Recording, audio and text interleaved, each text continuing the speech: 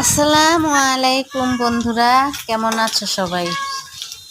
ভালো আছো তো? আলহামদুলিল্লাহ, আল্লাহর রহমতে আমরাও ভালো আছি। তো আবার চলে এলাম ছোট্ট একটি ভিডিও নিয়ে সবুজ রান্নাঘর থেকে। তো কার কেমন লাগে অবশ্যই কমেন্ট করে জানিয়ে দেবেন। তো প্রথমে মাছগুলোকে সুন্দর করে ভেজে তুলে নেব।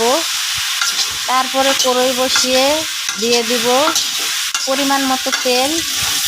তারপরে দিয়ে দিব কেটে রাখা পটল, আলু সুন্দর করে ভেজে নেব। তারপরে দিয়ে দিব কিছু বাটা মশলা, পেঁয়াজ, রসুন ও আদা। তারপরে দিয়ে দিব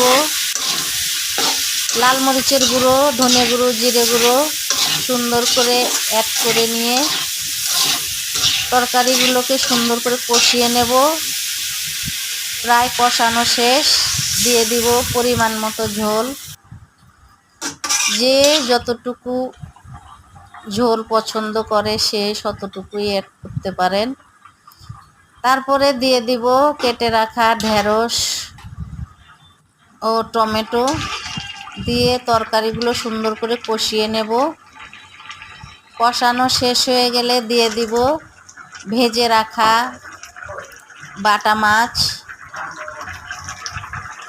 তরকারি রান্না প্রায় শেষ। দিয়ে দিব উপরে